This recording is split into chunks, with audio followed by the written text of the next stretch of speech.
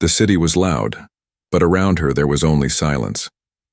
She walked slowly, her thin cloak wet from the cold rain. In her hand, she held the small fingers of her child. The little one was shivering, eyes wide, looking at the glowing towers of the human colony. No one looked at her with kindness. People saw her and turned their faces away. Some whispered, some laughed. Others pulled their children close as if she was a danger. She felt the weight of their eyes, but she kept walking. She had walked too far to stop now. She was not only tired, she was broken. A widow. A mother. An alien in a world that never wanted her. Her husband had been lost in the war. Some said he was a hero. Some said he was a traitor. She knew the truth, but no one cared. What they saw was only his race, his skin, his blood. And now, they judged her too. For many days, she had searched. One door after another. "Please," she would say, her voice shaking. "I only need work. I can clean, I can carry, I can cook, please." But the answer was always the same. A hard face. A door closed. Or sometimes worse. Laughter. Her child coughed, pulling on her hand. She bent down and brushed a wet strand of hair from the child's forehead. The little one looked hungry, tired, scared. She whispered softly, "Just a little longer. We will find something. I promise." The rain grew heavier. Neon lights flickered above the streets. The city was alive with movement, but she felt like a ghost, invisible except for the hatred people gave her. Then she stopped, her eyes fixed on a small workshop at the corner of the street. Its sign was broken, but the words were still clear. "Help wanted." Her heart raced. Could this be it? One more chance? But then the doubt came. She remembered all the other doors, all the cold voices, all the cruel laughs. She looked at her child, who was now trembling. Could she handle another rejection? Her hand shook as she reached for the door. She froze when she heard voices inside. Human voices. "We can't keep it running like this. We need someone. Anyone." "Not anyone," another voice said sharply. "You saw what happened last time. We can't trust her kind." Her breath caught. They were already speaking about aliens like her. She felt her chest tighten. Maybe she should turn away now, save herself the pain. But then the small hand of her child pressed into hers. The child looked up at her, eyes full of silent hope. Hope that she could not kill. She swallowed hard, lifted her chin and pushed the door open. The workshop smelled of oil and metal. Machines lined the walls, half broken, sparks of electricity glowing faintly. Two men stood near the counter. Both turned to look at her the moment she stepped inside. Their eyes were sharp, suspicious, cold. She lowered her hood, letting them see her face. Her alien features were soft but different enough to make them tense.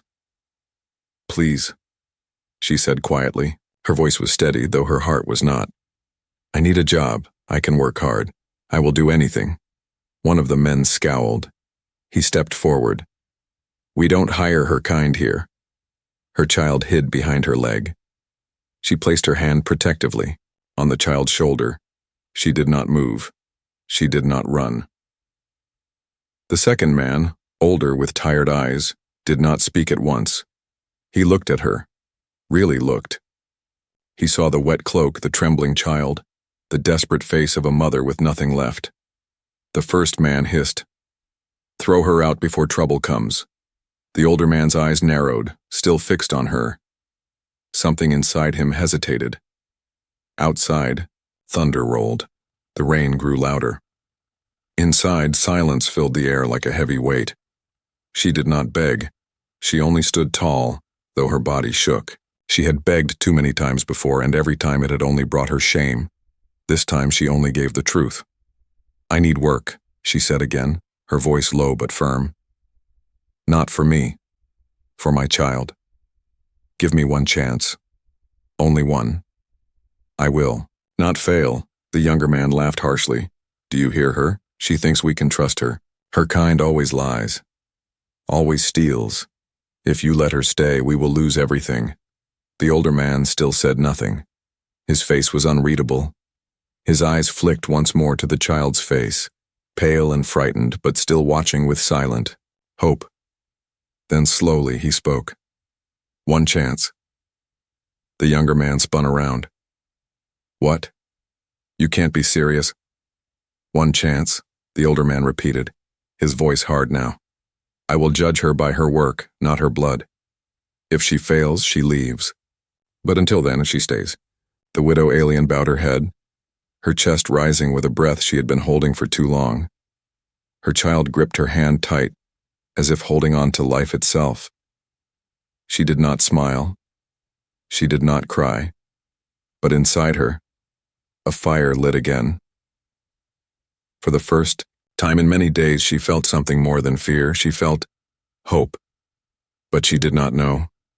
She could not know that this one choice, this one chance would change everything, and not just for her, for everyone.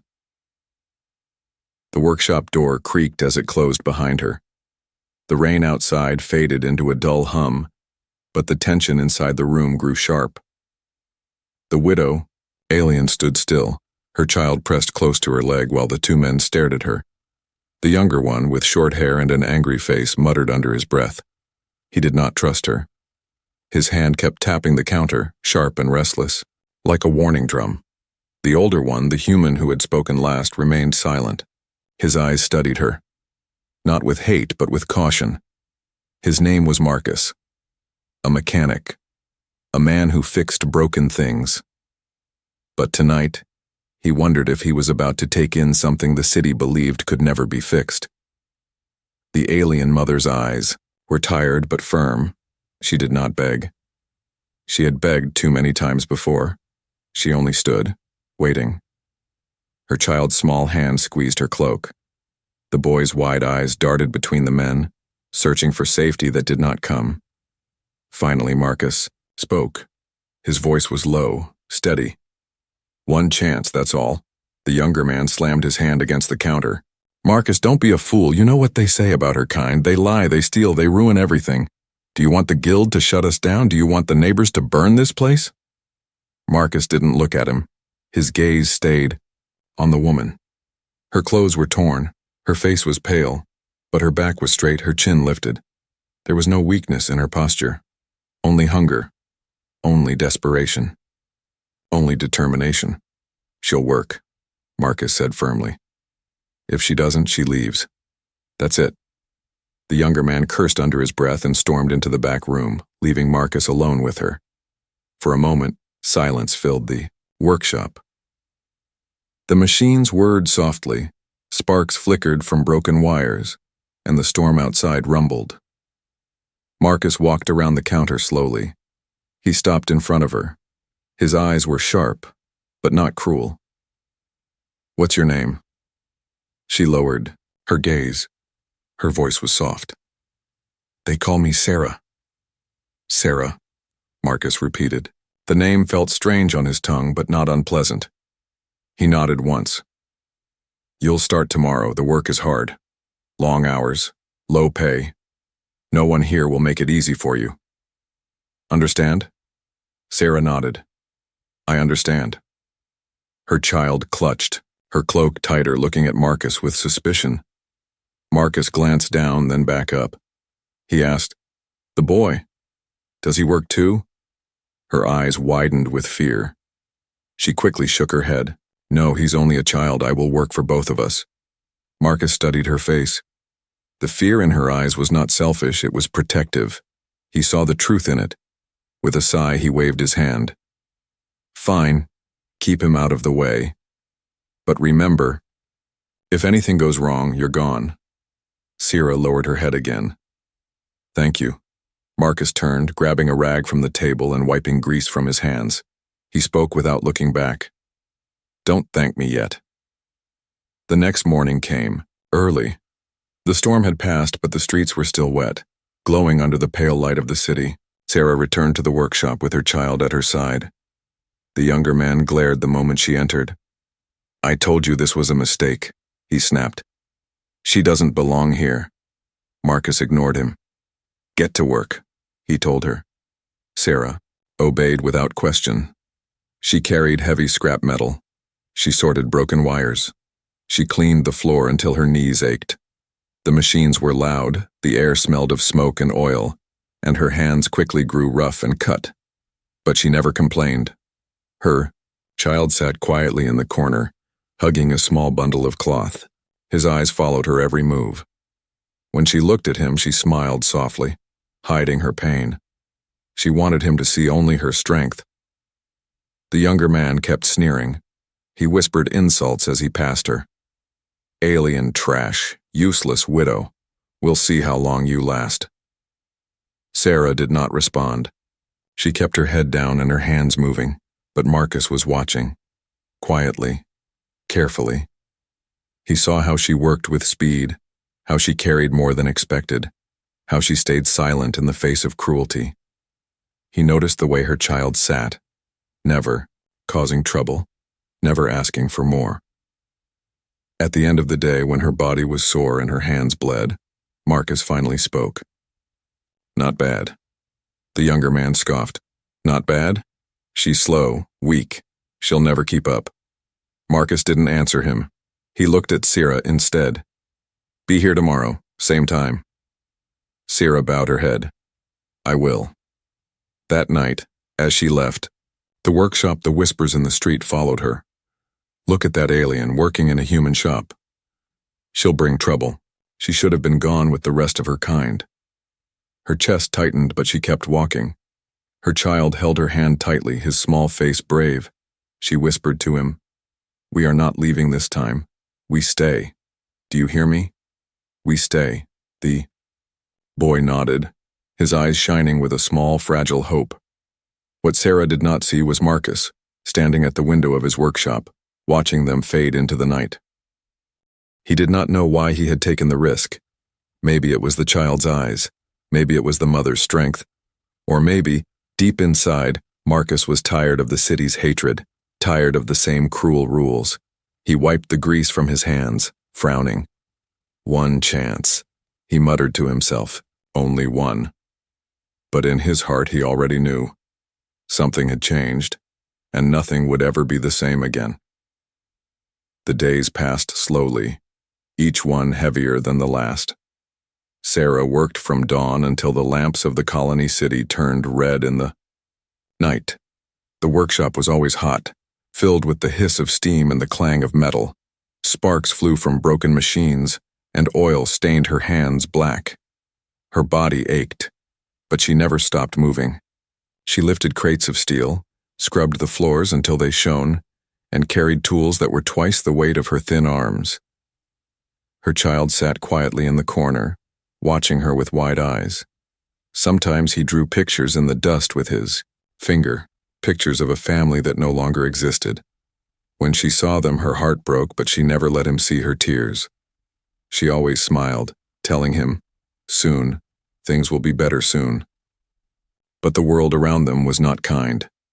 The younger man in the workshop, his name was Rin, never stopped watching her with hatred. Every mistake she made, he mocked. Every time she slowed down, he cursed. He whispered to customers, planting seeds of doubt. "Don't trust her. She's not human. She'll ruin everything."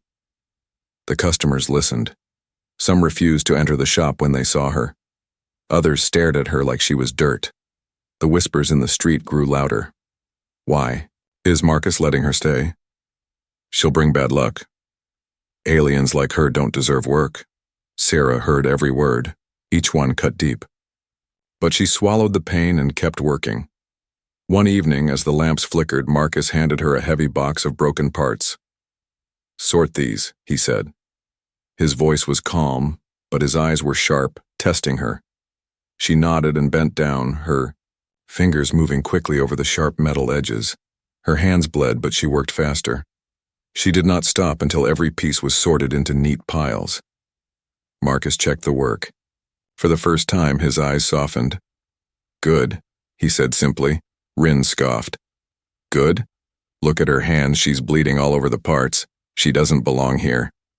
Sierra quickly wiped her palms against her cloak, hiding the blood. It's nothing, she whispered. Marcus frowned but said nothing more, yet deep inside he began to see something in her. Not just desperation, not just need, but strength.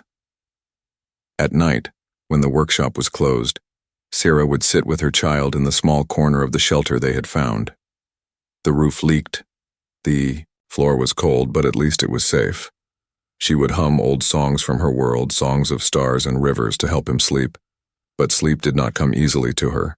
The past haunted her, memories of her husband, his smile, his voice, the day he left for the war, the day she learned he would never return, and the lies that followed. They called him a traitor. They said he had betrayed both humans and his own kind. She knew it was not true, but the story spread faster than fire. Because of that, no one trusted her. She clenched her fists in the dark. I will prove them wrong, she whispered to herself. I will not let my son live in shame. The struggle grew harder with each day. One afternoon, while she carried a crate across the shop, Rin accidentally dropped a tool in her path. The heavy metal struck her foot and she stumbled, almost falling. The crate smashed against the ground, spilling parts everywhere. Customers laughed. Rin smirked. See? She's clumsy, useless. Sierra's face burned with shame. But before she could speak, her child ran forward, kneeling to pick up the scattered parts. His small hands trembled as he tried to help. The laughter stopped for a moment. Even Marcus stared, silent. Sierra bent quickly, gathering the parts with her son. She whispered, It's all right. Don't cry. We'll fix it. Her child nodded, though his eyes glistened. Marcus said nothing, but later that night, he stayed, awake long after the workshop closed. He thought of the small boy picking up heavy metal with shaking hands, trying to help his mother. His chest tightened. Something inside him was changing. But the city was not changing. The whispers turned to threats. One morning, when Sarah arrived, she found words painted on the shop's door in red. Alien scum out. Her child gasped and clung to her cloak. Rin smirked. I told you, Marcus. She's poison. Look what happens when you let her stay. Marcus scraped the words off, his face hard. He did not look at Sarah, but his voice was low and firm. Get back to work. She nodded, though her hands shook. She said nothing. But inside, fear grew. How long could this last? How long before the city forced Marcus to choose? His shop? Or her life? Still, she did not give up.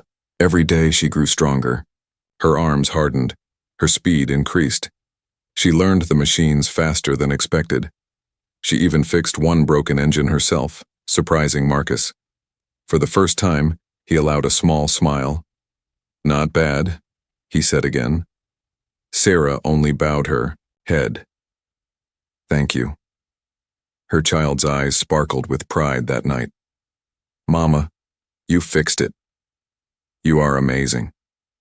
She kissed his forehead. I only did what I must. But deep inside, she felt a flicker of pride, a flicker of hope. She did not know, however, that the more she proved herself, the more dangerous the road ahead would become. Enemies were watching, waiting, and soon the struggle would grow darker. The workshop had grown louder in the weeks that followed. Sarah's hands were stronger now, her steps more certain. She fixed broken gears, sorted scrap faster than anyone, and even began to learn the rhythm of the machines. Marcus had stopped doubting her skills, though he never said it aloud, but the city had not forgotten who she was. Each morning, as Sarah walked through the streets with her child, she felt the stares. Whispers followed her like shadows. Some spat on the ground when she passed. Others muttered words she wished her son would never understand. Her child asked once, in a soft voice, Mama, why do they hate us? Sarah did not answer at first. She held his hand tighter, her throat burning. Then she whispered, Because they do not know us. One day they will. But she knew it was not that simple. One evening, after closing the workshop, Marcus was locking up when a man approached from the shadows. His cloak was fine, his boots clean, his eyes were sharp, cold as glass. "You are Marcus the mechanic?" the man asked. Marcus frowned. "Who's asking?" The stranger smirked. "A friend. One who thinks you are making a dangerous mistake." Marcus's jaw tightened. He didn't need to ask what the man meant. The stranger's voice was smooth but poisonous. "You hired her. Do you even know who she is? Do you know the truth of her husband?" Marcus said nothing. The man leaned closer, his whisper cutting, like a blade. He was not a hero. He was a traitor. He sold out both sides for coin. Many died because of him. And she carries his shame. If you keep her, you will carry it too. Marcus's hand twitched near the lock. His eyes narrowed. "Leave." The man only smiled. "We will see. The truth always rises, Marcus. And when it does, she will drag you down with her." He disappeared into the night, leaving only silence. Marcus stood there a long time, his chest heavy. Was it true? Had he made a mistake? The next day he watched Sarah closely. She worked as always, silent, steady, never slowing even when her hands bled. She tended to her child with quiet gentleness. But doubt gnawed at Marcus. He wanted to ask, but the words refused to leave his throat. That night, after the boy had fallen asleep, Sarah sat by the dim light of a cracked lamp. She stared at her hands, scarred and swollen. Memories rose unbidden, sharp and cruel. She saw her husband's face, smiling as he left for the war. She saw the fire in the sky, the day the battle ended, and she saw the faces of the soldiers who returned whispering lies. Traitor. Coward. He sold us out. She had screamed the truth. She had begged them to believe, but no one listened. The lies spread faster than she could stop them, and soon she was alone. A widow. A mother, branded with her husband's shame. Her child stirred in his sleep, whimpering. She brushed his hair back gently, whispering, "Sleep, my star. You don't need to know. Not yet." But she knew the truth would come for her sooner or later. Secrets could not stay buried forever. The breaking point came a week later. Rin had been waiting for a chance. He had always hated her, but now he had something more. He had heard the whispers too, the story of her husband, the traitor. When Marcus stepped out to meet a supplier, Rin turned to Sarah with a cruel smile. "Do you think we don't know? Do you think you can hide forever?" Sarah froze, her hands stilling on the engine she was cleaning. Rin's voice grew louder. "Your husband sold lives for coin. Because of him, soldiers died. Because of him, families starved. And you—" He sneered. "You wear his shame like a cloak. You think working here will wash it away?" Sarah's heart pounded, but she said nothing. Her child, however, stood up from the corner. His small voice trembled but was fierce. "My father was not a traitor.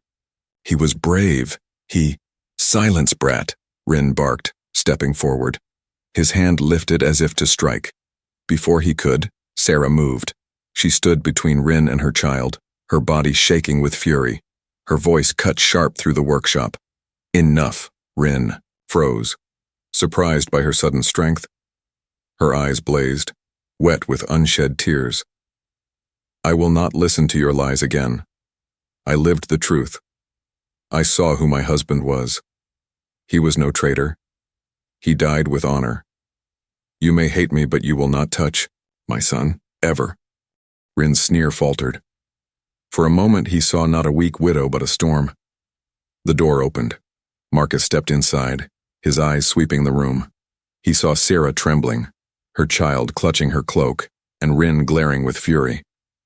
"What happened?" Marcus asked, his voice cold. Silence hung heavy. Rin opened his mouth, but Sarah spoke first. Her voice was steady, though her hands shook. "They call my husband a traitor," she said quietly. "But it is a lie. I know it is. I will never stop saying it." Marcus studied her face. He saw the fire in her eyes, the pain, The truth, she carried like a wound that never healed. For a long moment he said nothing. Then he turned to Rin. Out. Rin's eyes widened. What? But, out, Marcus repeated, his voice sharp as steel. Rin cursed but stormed into the back, slamming the door. The workshop was silent again. Marcus looked at Sarah. She stood tall, though her body shook. Her child pressed close to her side. Marcus finally spoke, his voice low. The city says one thing, you say another. Which is true? Sarah met his gaze without fear. The truth is buried. But one day it will rise. And when it does, you will know. Marcus studied her a moment longer, then nodded once. He turned away, but his thoughts were restless. The secret was out, the lies were growing, and he knew. This was only the beginning. The workshop grew quieter after the argument with Rin, but silence did not mean peace. Suspicion lingered in the air like smoke after a fire. Sarah felt it every day, the eyes of the customers, the whispers in the street, the tension in Marcus's silence. Still, she worked harder. She carried heavier loads, fixed smaller parts, with patience, and stayed long after the lamps dimmed. Her child watched her with quiet pride, and Marcus, though he said little, no longer looked at her with only doubt. But not everyone wanted her to succeed. Rin's hatred had only grown. He had been waiting for a chance to strike, and soon that chance came. One evening, when the workshop was busy with customers, Rin walked in with a smug grin. In his hands, he carried a small metal box. He placed it on the counter in front of Marcus. Look what I found, Rin said loudly, making sure everyone could hear. Hidden in her cloak. Sarah froze where she stood. Her child gasped softly, clutching her arm. Marcus frowned and opened the box. Inside were shining metal pieces. Expensive, parts that had gone missing weeks ago. The room went still. Rin's voice was sharp and cruel. I told you she's a thief. Her kind always lies, always steals, and you... He pointed at Marcus. You were foolish enough to trust her. Whispers rippled through the customers. So it's true. She was only here to take what she could. Throw her out. Sarah's chest tightened. Her hands shook, but her voice came steady. Those are not mine. I never touched them. Rin laughed. Of course you'll deny it. That's what traitors do. Her child stepped forward, tears in his eyes. My mother would never steal, he cried. She works harder than anyone. She... Quiet, boy, Rin snapped. Marcus's face was unreadable. He stared at the parts, then at Sarah. His silence was heavier than words. For the first time since she had entered his workshop, Sarah felt fear crawl deep inside her. Fear that he would believe the lie. Fear that the one chance she had fought so hard for would be taken. Her voice broke. Marcus, I swear I never stole. I would never risk my child's life for greed, please believe me. But the customers were already moving toward the door, shaking their heads. One spat on the ground. I'll take my business elsewhere. This shop is cursed now. Another growled. If she stays, you'll lose us all. The workshop emptied quickly, leaving only Marcus, Sarah, her child, and Rin. Rin's smile grew. Well, Marcus, what will it be? Will you protect the thief, or will you choose your people, your business? The silence stretched. Marcus's jaw tightened. His hand clenched into a fist, then relaxed. He looked at Sarah, at the trembling child clutching her hand. He saw the fear, the pain, the desperate truth in their eyes. But he also saw the broken parts in the box. His voice came out low, almost a whisper. I don't know what to believe anymore. The words cut deeper than any blade. Sarah felt her chest collapse. She had endured rejection before, but not like this. Not after everything she had given. Not after the hope she had allowed herself to feel. Tears burned her eyes, but she refused to let them fall. She lifted her chin, though her voice trembled. If you doubt me, then I will not stay. I will not beg again. Her child's voice cracked with panic. Mama, no. Don't leave. Please. She held him close, whispering softly. "It's all right, my star. We'll find another place. We always do." Rin smirked in victory. Marcus turned away, his shoulders heavy, his face shadowed with doubt. He did not stop her. He did not speak. And so, with slow, painful steps, Sarah took her child's hand and walked out of the workshop. The rain had begun, again thin drops falling from the dark sky. She walked through it without a word, her heart breaking, her body heavy with exhaustion. Her son cried quietly beside her, but she only held him tighter. For a long time she had carried hope. Now only emptiness remained. Inside the workshop, Marcus stood alone. Rin grinned, smug and satisfied. "You made the right choice. She would have destroyed everything." But Marcus did not answer. He stared at the empty doorway, his chest tight. Something felt wrong. The box of parts sat on the counter, almost mocking him. He thought of Sarah's eyes, the way they had burned with truth when she swore her innocence. He thought of the child's desperate defense, his tiny voice shouting against a world that hated him. Marcus's hands clenched, his gut twisted. Rin was still talking, gloating about the customers returning, about the business surviving. But Marcus's thoughts were far away, restless and uneasy. Had he just made the worst mistake of his life? That night, Sarah sat in the cold shelter with her child curled against her. She stroked his hair, whispering softly, though her voice broke with every word. "Don't cry, my star. We will keep moving. We will survive." But inside, she wondered how much longer she could keep the promise. Her husband had been branded a traitor. Now she was branded a thief.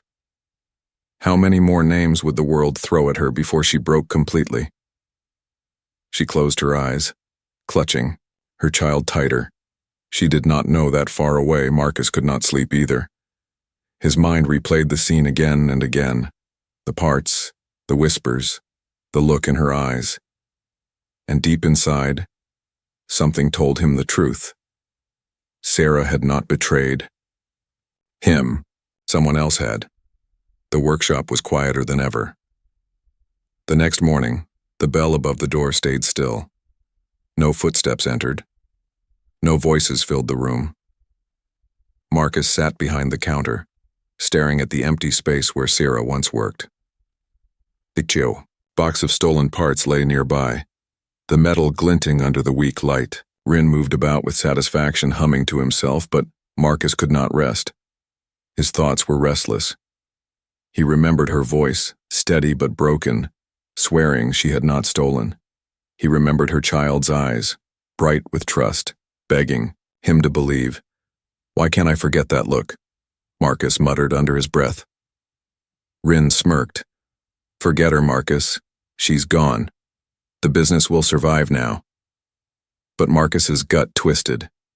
Something was wrong. Meanwhile, Sarah walked the crowded streets with her child's hand in hers. The rain had ended, but the sky was still gray. People looked at her the same way they always had, with suspicion, with disdain. Only now it hurt more. She had almost believed she had found a place, a chance. But that hope had been crushed. Her child tugged her cloak. His small voice shook. "Mama, why didn't Marcus believe us?" Sarah knelt, brushing his hair back gently. Her own eyes were tired, but her voice stayed calm. "Because sometimes people fear lies more than they trust truth. But we will not stop. We will survive." The boy nodded, though tears clung to his lashes. Still, Sarah felt the weight pressing down. She had no money, no work, no shelter for tomorrow. And now the whole city whispered louder. The alien widow is a thief. That evening, Marcus could no longer bear the silence. He confronted Rin. "Where did you find those parts?" Marcus asked suddenly. Rin froze, then shrugged. "I told you. In her cloak."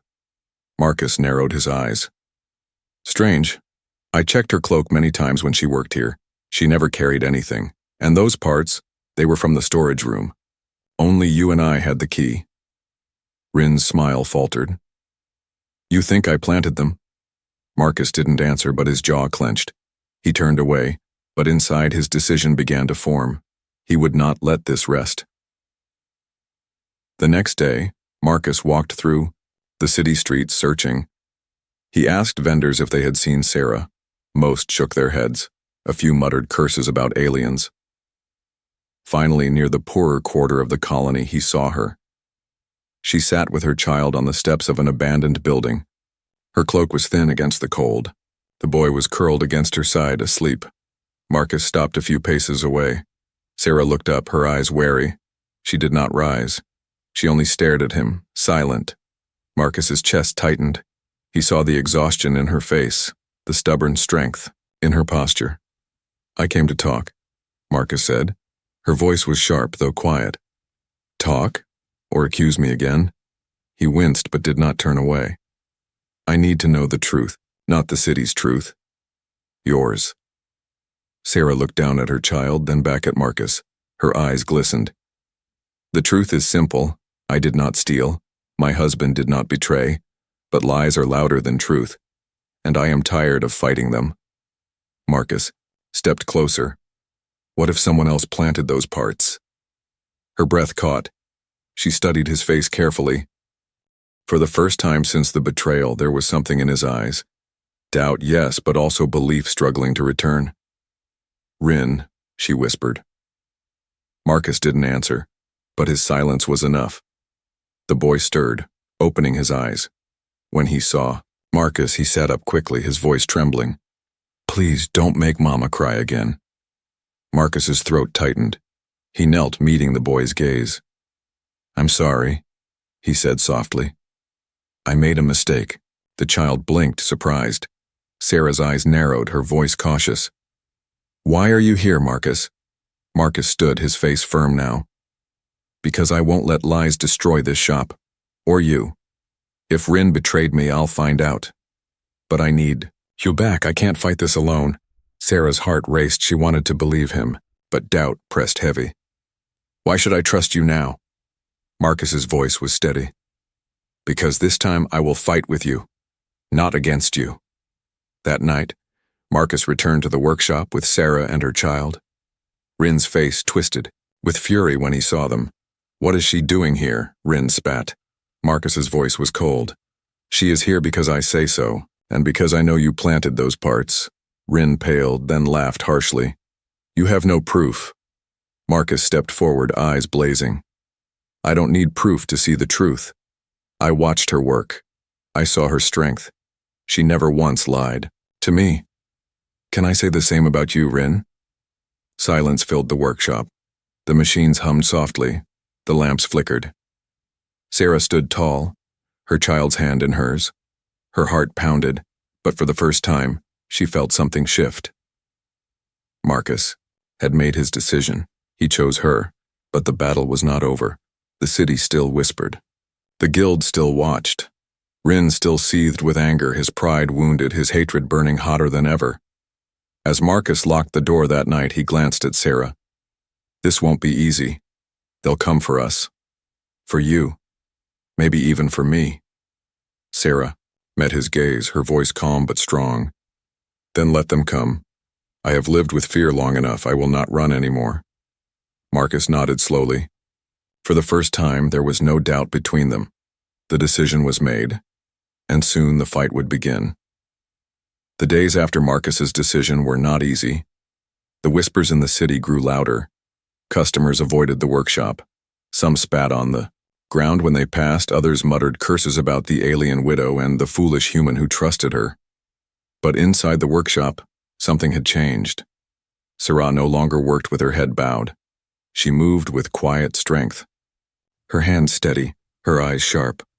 Marcus no longer watched her with suspicion, he watched with trust. Even her child, who once hid in the corner, now walked proudly around the shop, carrying small tools and smiling when he was allowed to help. Rin, however, was a storm. He slammed doors, muttered insults, and tried to stir doubt in Marcus's fine. But Marcus's decision had been made, and Sarah no longer feared his words. She had carried shame long enough. Now she carried only resolve. One evening, just as the lamps outside the workshop began to glow red, a crowd gathered. Voices echoed through the street. She's still here? Marcus has lost his mind. They'll bring ruin to the whole block. Marcus opened the door to face them. Sarah stood behind him, her child clutching her hand. A man in fine robes stepped forward, the same stranger who had once whispered poison to Marcus. His voice was smooth, but loud enough for all to hear. This alien should not be among us. Her husband was a traitor. She is no better.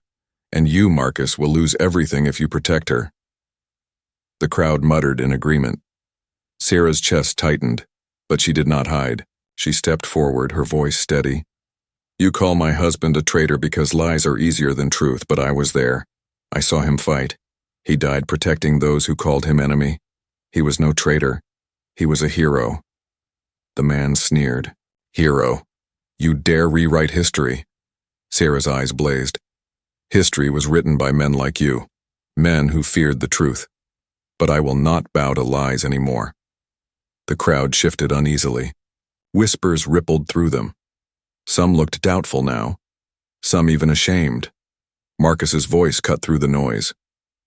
I have seen her work with my own eyes. She is no thief. She is no liar. She is stronger, braver, and more honest than anyone here. If you want her gone, then you will take me too, because I stand with her. Gasps echoed. The crowd wavered. The stranger's face twisted with anger, but he could not answer. For the first time, the weight of his words did not crush Sarah, because Marcus had lifted it with her. The days that followed were still difficult, but something had changed in the city. Not everyone hated her now. A few customers returned, curious. They saw Sarah's skill, her speed, her determination. They began to whisper different words. She works harder than anyone.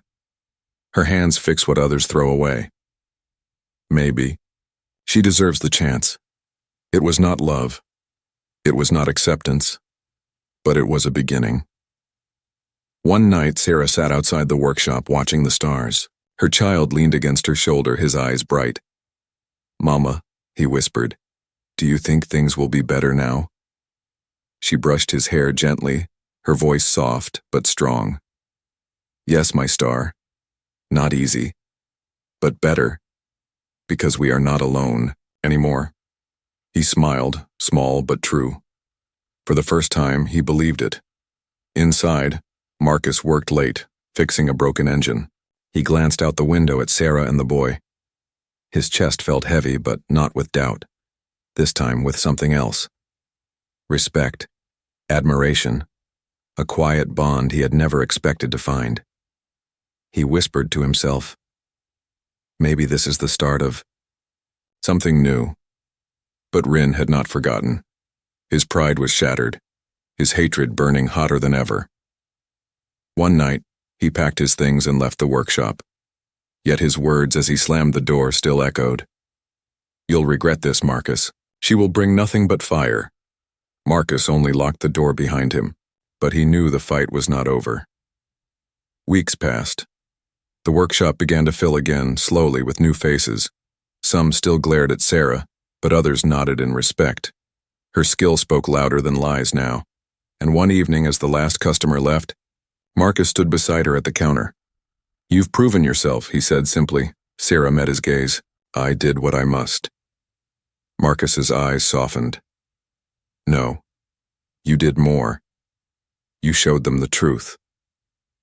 For the first time in a long while, Sarah allowed herself a small smile. Her child ran forward, laughing, his voice ringing bright in the quiet. Workshop. We did it, Mama. We really did it. She lifted him in her arms, holding him close. Yes, my star, we did. And so, the widow alien, who once stood in the rain with nothing, who begged for work and was branded a thief, found something greater than survival. She found strength. She found dignity. She found a human who chose to believe in her when no one else would. It was not the end of the struggle. The city would not change overnight. Enemies would still whisper, and hatred would still wait in the shadows.